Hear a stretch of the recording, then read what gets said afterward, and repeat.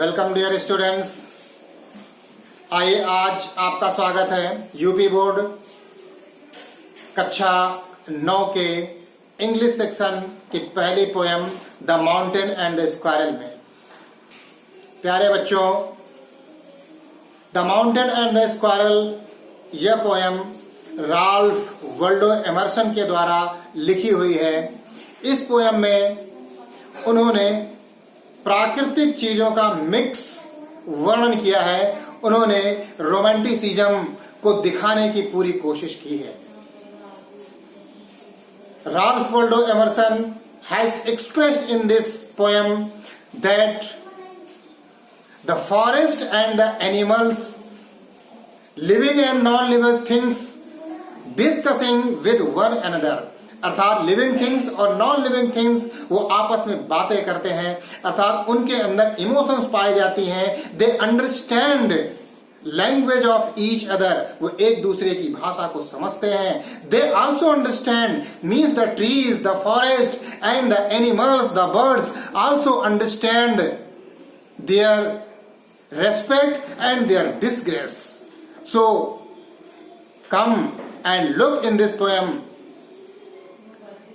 The poem is the mountain and the squirrel had a quarrel, and the former called the latter little prig. One replied, "You are doubtless very big, but all sorts of things and weather must be taken in together to make up a year and a sphere, and I think it no disgrace to occupy my place." प्यारे बच्चों, mountain और squirrel में झगड़ा होता है। The mountain माने पर्वत and the squirrel माने गिलहरी। हैड अ क्वारल मीन्स झगड़ा होता है, अर्थात गिलहरी और पर्वत में झगड़ा होता है। द फार्मर अर्थात पहले वाले, मतलब माउंटेन ने अर्थात पर्वत ने, कॉल्ड मीन्स कहा, द लेटर माने बाद वाले को, लिटिल प्रिग अर्थात पहले वाले पर्वत ने बाद वाले अर्थात गिलहरी को लिटिल प्रिग कहा।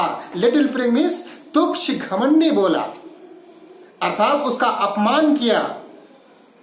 सो my dear students, in this stanza you have to notice that in these 3 lines there is a rhythmic words, squirrel and quarrel. Squirrel and quarrel, these 2 words are rhythmic words. These 2 words rhymes with each other. ये दोनों आपस में इनकी rhythm, इनकी लय मिलती है।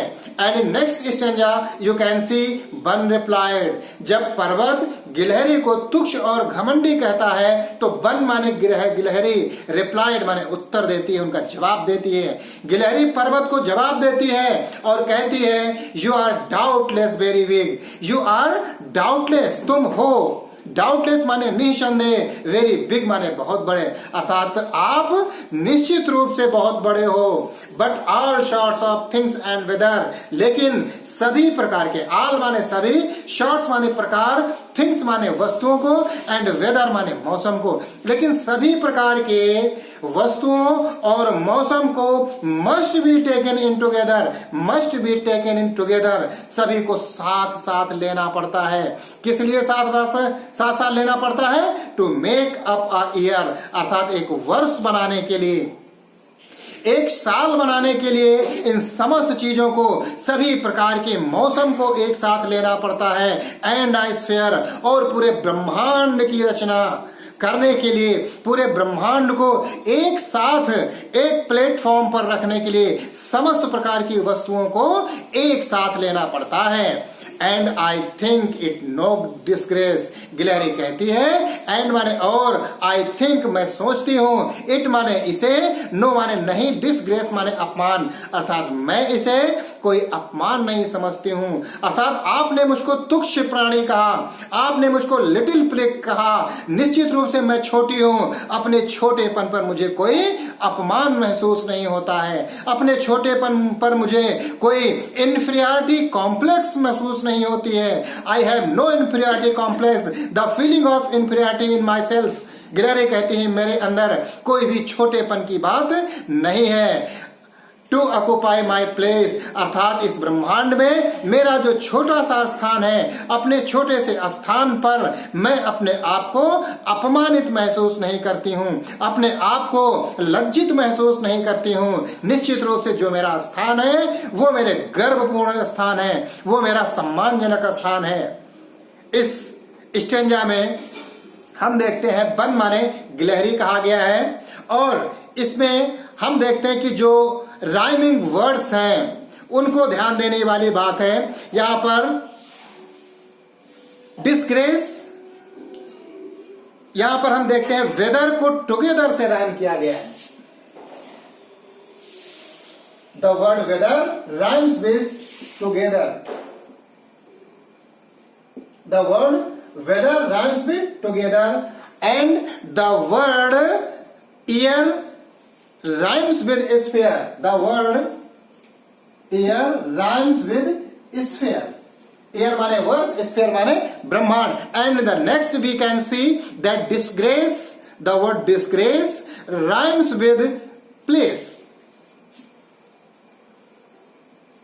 Disgrace rhymes with place, अर्थात बच्चों राइमिंग वर्ड्स वे वर्ड्स होते हैं जिनकी साउंड एक जैसी होती है, जिनकी आवाज एक जैसी होती है, उन्हें हम राइमिंग वर्ड्स कहते हैं। और इस लेसन में हम देखते हैं कि इस स्टेंजा में हम देखते हैं squirrel rhymes with quarrel, weather rhymes with together, year rhymes with sphere, disgrace rhymes with place. So my dear students, poem में बहुत इंपॉर्टेंट होता है पोयम के कंपोजर का नाम, पोयम के जो राइटर होते हैं, जो पोएट होते हैं, उनका नाम याद करना बहुत इंपॉर्टेंट होता है। तो dear students, please learn the lesson and the writer, the poet of the poem. This is your homework, and next paragraph, next stanza I will give you after this video. Thank you so much. ये video आपको कैसा लगा? कोई भी इस video से संबंधित प्रश्न पूछना है तो मेरे कमेंट बॉक्स में आकर के निश्चित रूप से कमेंट्स में प्रश्न पूछिए, उन सभी प्रश्नों का जवाब आपको दिया जाएगा। बहुत बहुत धन्यवाद। Thank you so much.